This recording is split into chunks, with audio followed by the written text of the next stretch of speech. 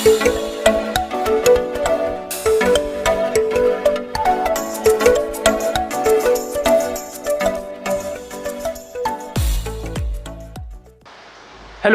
स्वागत है आप सभी का एक बार फिर ज्ञानटम क्लासेस पर, जहां पर हम लोग पढ़ रहे थे परसेंटेज और परसेंटेज के क्वेश्चंस को सॉल्व कर रहे थे, जहां पर परसेंटेज के बेसिक्स को और परसेंटेज के बेसिक क्वेश्चंस को सारी चीज़ें क्लियर कर चुके हैं।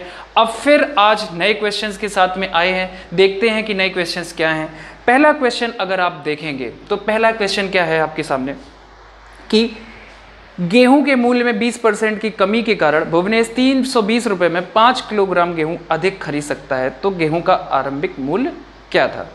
मान लो कोई गेहूं का रेट है और गेहूं के रेट में अगर उसने 20% की कमी कर दी है, अगर उसने पैसा कम किया होगा तो ऑब्वियस सी बात है कि आप गेहूं ज़्यादा खरीद लोगे, या कोई भी चीज़ हो आप ज़्यादा खरीदोगे। अब इसने कहा है कि 20% रेट में कमी की गई। हम कह रहे हैं कि मेरे पास कोई 100% रेट था, 100% रेट था, जब 20% इसमें डिस्काउंट कर दिया, अगर आप इसमें 20 डिस्काउंट कर दोगे तो ये कितना हो जाएगा 80। जब 100% था, 20 की कमी हो गई तो ये 80% बचा। अब इस कमी के कारण वो गेहूं 5 किलोग्राम अधिक खरीद रहा है। अगर यहाँ से हम रेशियो निकालेंगे तो 20 चक्का 80, 20 पंचे 100, यहाँ से रेशियो निकल के आता है कि पहले कोई रेट था 5 यूनिट, अब कोई रेट हो गया 4 यूनिट। अगर आप इससे समझोगे तो आपको ये समझ में आएगा कि यूनिट अब ज़्यादा खरीद लोगे अब, यानी कि अगर हम इसका जस्ट अपोजिट कर दें तो यहाँ से हमारे यूनिट निकल आएंगे, यानी कि जो नंबर्स ऑफ परचेजिंग है, यानी कि जितना मटेरियल हम खरीद रहे हैं वो अब ज़्यादा हो जाएगा। पहले था कितना 4, अब हो गया है 5, यानी कि आप पहले 4 यूनिट खरीद रहे थे, अब आप खरीद रहे हो 5 यूनिट, और क्वेश्चन कह रहा है कि 5 किलोग्राम अधिक खरीद रहे हो। अगर क्वेश्चन के अनुसार आप चलोगे, यहाँ पर कह रहा है 1 यूनिट, तो 1 यूनिट बराबर क्वेश्चन में दिया है 5 किलोग्राम के बराबर। अब यहाँ से हम बिल्कुल एग्जैक्ट वैल्यू निकाल लेंगे। 1 बराबर जब 5 के है तो 5 बराबर कितने के हुआ 25, और 4 बराबर 20, यानी कि यहाँ से अपनी फिक्स वैल्यू निकल के आई कि पहले आप 20 किलोग्राम खरीदते थे, अब आप 25 किलोग्राम खरीद रहे हैं। क्लियर है। तब उसने क्या कहा है कि 320 रुपये दिए थे, 320 रुपये दिए थे, यानी कि अगर आपके पास 320 रुपये टोटल थे जब आप 20 किलोग्राम खरीदते थे, तब आपको ये कितने किलोग्राम पड़ा, यानी कि 320 जितने रुपए थे टोटल, और टोटल वजन, यानी कि 0 से 0 और 2 1 2 2 6 12, यानी कि 16 किलोग्राम, सॉरी 16 प्रति किलोग्राम। यहाँ से टोटल पैसे से आपने टोटल वेट निकाल दिया तो आपका कितना आ गया 16 पर किलोग्राम। और आपसे पूछा क्या गया था, आरंभिक मूल्य पूछा गया था, यानी कि ओरिजिनल रेट पूछा गया था, तो आपको यहाँ से आपकी वैल्यू मिल गई। अगर वो ये पूछ देता कि कमी के बाद आप रेट बताओ कि कमी के बाद रेट क्या होता, तब आप क्या करते कि 320 में सीधा 25 से डिवाइड कर देते, यहां जो वैल्यू निकलती वो आपकी कमी के बाद निकलती। क्लियर है। चलिए नेक्स्ट क्वेश्चन की तरफ चलते हैं, अगला क्वेश्चन देखते हैं। और अगले क्वेश्चन स्टार्ट करने से पहले हम आपको इसको दूसरा तरीका बताते हैं कि दूसरे तरीके से इसको कैसे सॉल्व कर सकते थे आप। बात वही है जैसे उसने कहा 20% की कमी आई। हमने आपको बताया था कि 20% की फ्रैक्शन वैल्यू कितनी होती है कि 20% बराबर 1/5 होता है, 1/5 होता है, यानी कि 5 अपना क्या हुआ मूल मान, और 1 कौन सी संख्या हुई जो संख्या घटती है या बढ़ती है। कहने का मतलब अगर आप 5 का 20% निकालोगे तो कितना निकलेगा 1, यानी कि अगर आपके पास कोई चीज 5 थी, अगर 1 बढ़ा दोगे तो 6 हो जाएगी, अगर 1 कम कर दोगे तो कितनी हो जाएगी 4। अब उसने ये कहा है कि 320 रुपये में 5 किलोग्राम अधिक खरीद रहा है। सबसे पहले तो हम ये देखेंगे कि 320 रुपये थे, अब अगर 320 रुपये में आप टोटल निकालोगे कि तो 20% की कमी हुई है, तो 20% अगर 320 का आप निकालोगे तो कितना आएगा, सीधे 20% का हम 1/5 कर देंगे, तो ये कितना आ जाएगा 5 छिक्का 30 और 5 चौको 20, यानी कि 64 रुपये की कुल उसके रेट में कमी हुई। 64 रुपये जब कुल कम हुए तब वह 64 रुपये में 5 किलोग्राम गेहूं अधिक खरीद रहा है, यानी कि इन्हीं 64 रुपए की वजह से तो ही वो 5 किलोग्राम अधिक खरीद पा रहा है। यानी कि 64 रुपए में अगर 5 किलोग्राम गेहूं होते तब ये मेरा कमी के बाद रेट निकलता।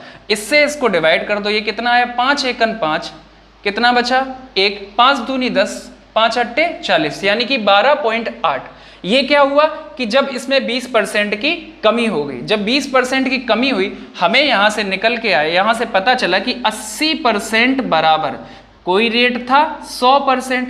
अब 100% से जब 20 की कमी हुई तो अब ये 80% के बराबर ही तो होगा। 80% बराबर यहां पर दिया है 12.8, 12.8, यानी कि यहां से हम 1% की वैल्यू निकाल लेंगे 12.8 अपॉन 80।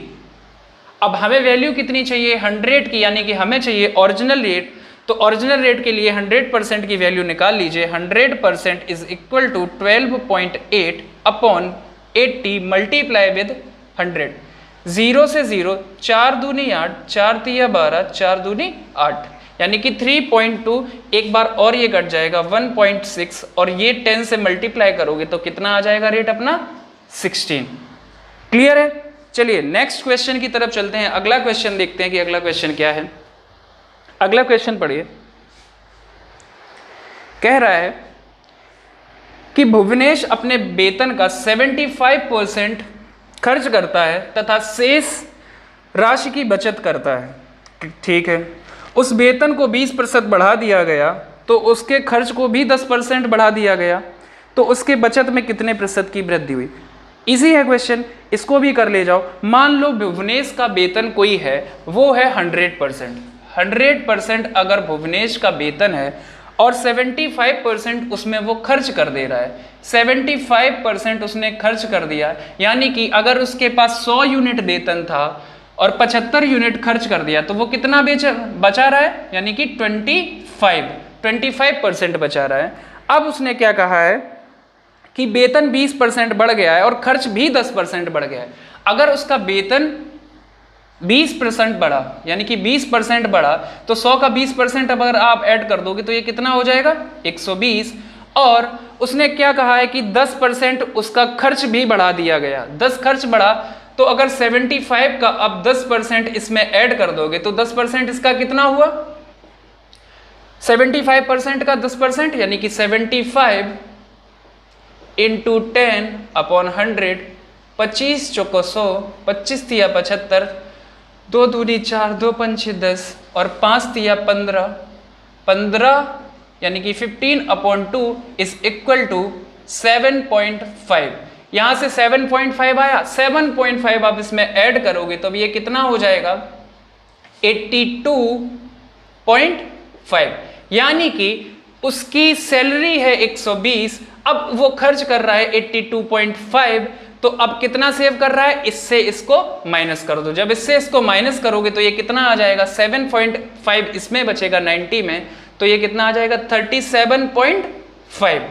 अब जब उसकी सेविंग 25% थी, या हम इसको यूनिट बोल दें कि 25 यूनिट थी, अब वो 37.5 यूनिट बचा रहा है, यानी कि पहले 25 बचत कर रहा था, अब 37.5 बचत कर रहा है, तो अब कितनी एक्स्ट्रा सेविंग कर रहा है, यानी कि इसको बोल सकते हो 12.5 ज्यादा बचत कर रहा है। और किससे कर रहा है 25 से, अपॉन 25 मल्टीप्लाई कर दो 100 से, 25 चौको 100 और 4 इसको 12.5 को अगर 4 से मल्टीप्लाई करोगे तो ये कितना आ जाएगा 25, 25 दूनी 50, यानी कि 50%। क्लियर है? ऑप्शन ए सही है आपका। अगर इसको हम दूसरे कंसेप्ट से करते तब इसको कैसे सॉल्व करते देखते हैं।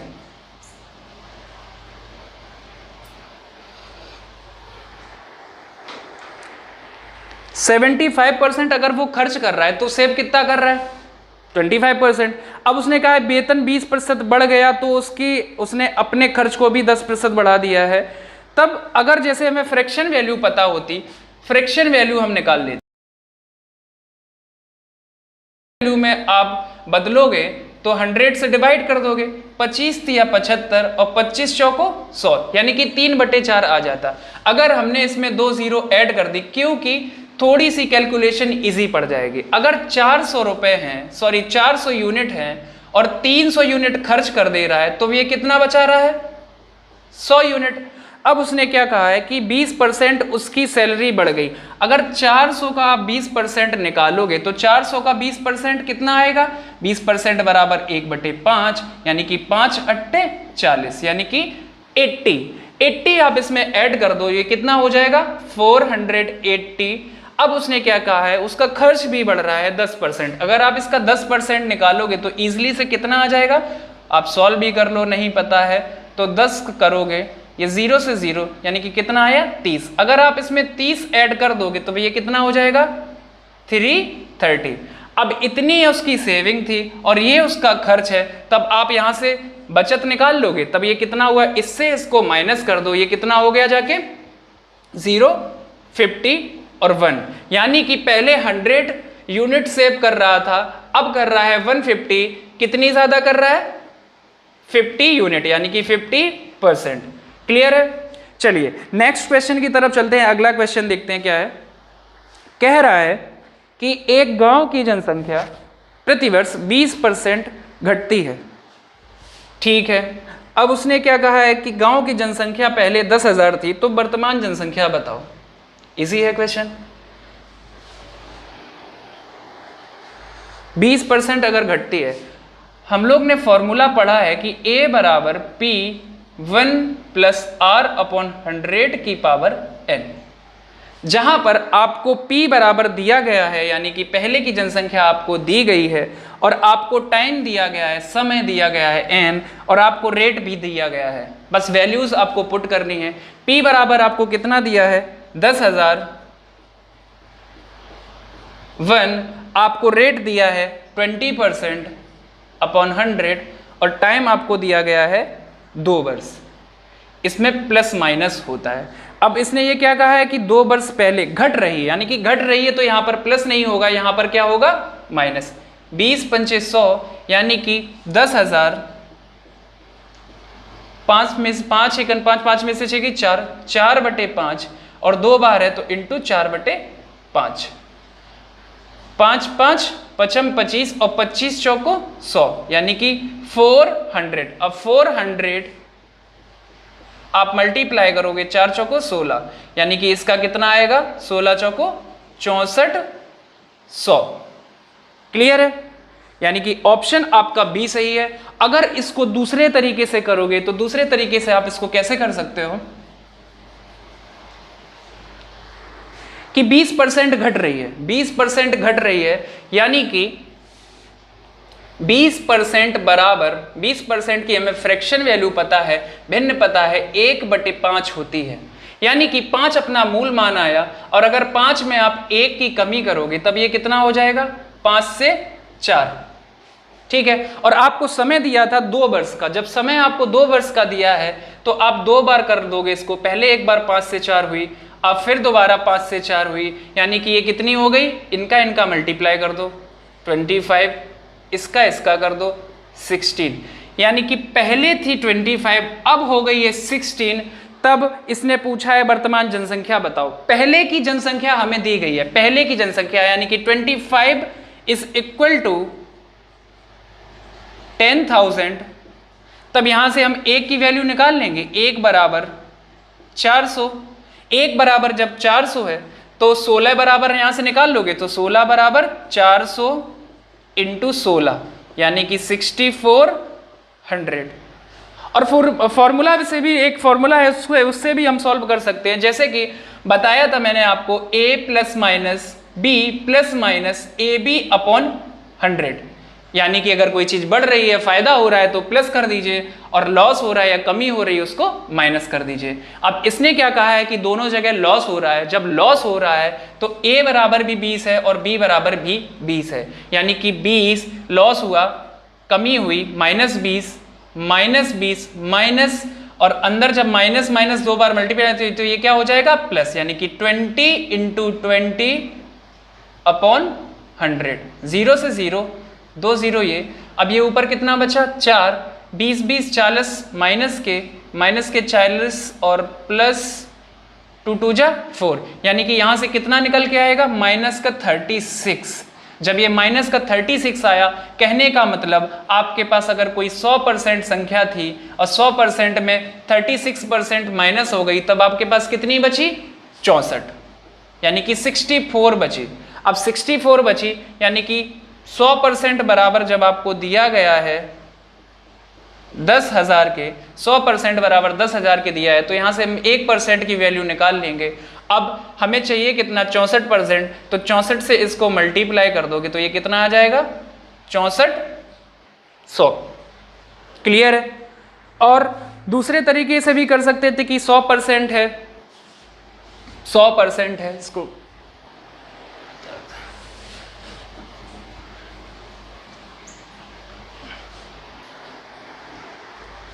100% है। अब उसने 20% की अगर इसमें कमी करी तो 20% जब कम कर देगा तो ये कितना बचेगा? 80%। अब उसने फिर कह दिया कि 80 का 20% आप जब और माइनस करोगे, अब यहां से निकालोगे 80 यूनिट का 20%, तो यहां से कितना माइनस कर दोगे? माइनस का 16 करोगे, तब यहां से ये कितना आ जाएगा? 64, यानी कि 100% पहले थी, अब 64% है। वैल्यू पुट कर दो, आंसर आ जाएगा आपका। क्लियर है? चलिए नेक्स्ट क्वेश्चन की तरफ चलते हैं। अगला क्वेश्चन देखते हैं कि अगला क्वेश्चन क्या है।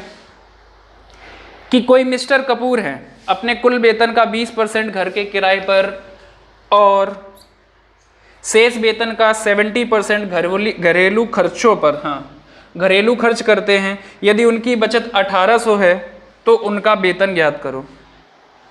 ये भी ठीक है। हम मान ले रहे हैं कोई भी अपनी संख्या है 100%, कुल वेतन मान लिया उनका हमने 100% कुल वेतन हो गया। अब 20% अगर घर के किराए पर दे रहे हैं, 20% घर के किराए पर दे रहे हैं, तब उनका कितना बचा है? यानी कि 80% बच रहा है। अब शेष वेतन का 70% घरेलू खर्चों पर, अगर इसका 70% खर्च कर दे रहे हैं तब इसका कितना बचाएंगे? 30%। यानी कि अगर हम 80 का 30% निकालेंगे तब कितना आ जाएगा? 24। सॉल्व कर लो। 80 इंटू 30/100, 0 से 0, 0 0, यानी कितना आया? 24। जब इससे आप 24 माइनस कर दोगे, सॉरी 70% खर्च कर रहे हैं तो बचा कितना रहे हैं? 30%, यानी कि कुल बचत अब कितनी कर रहे हैं? 24%। अब 24% बचा रहे हैं और क्वेश्चन ने कहा है कि 1800 रुपये बचा रहे हैं। जब 24% बराबर क्वेश्चन में आपको दिया गया है 1800 के, यहाँ से आप 1% बराबर निकाल लोगे 1800 बटे 24। अब आपको क्या पूछा गया है यहाँ पर? उनका वेतन बताइए। जब वेतन पूछा है तो वेतन हमने कितना बताया था? 100%। यहाँ से 100% की वैल्यू फाइंड कर लो, तब ये कितना आ जाएगा? 6 तिया 18 और 6 चौको 24, 4 दूनी 8, 4 पंचे 20, यानी कि 25 तिया 75। 7500 रुपये अब वो बचत कर रहे हैं। ऑप्शन आपका डी सही है। इसको दूसरे भी तरीके से कर सकते हैं हम, फ्रैक्शन वैल्यू से भी निकाल सकते हैं, और भी अपनी सारी अप्रोचेस हैं जो आपको बेस्ट लगती हैं। ओके, आज के लिए बस इतना ही रखते हैं। मिलते हैं अपने नेक्स्ट वीडियो में। प्लीज़ कमेंट सेक्शन में कमेंट्स जरूर करें ताकि हम आपकी डिमांड को समझ सकें और आपके डिमांड के अकॉर्डिंग चीज़ें यहाँ पर प्रेजेंट करें। आज के लिए इतना ही रखते हैं। धन्यवाद। Bye bye.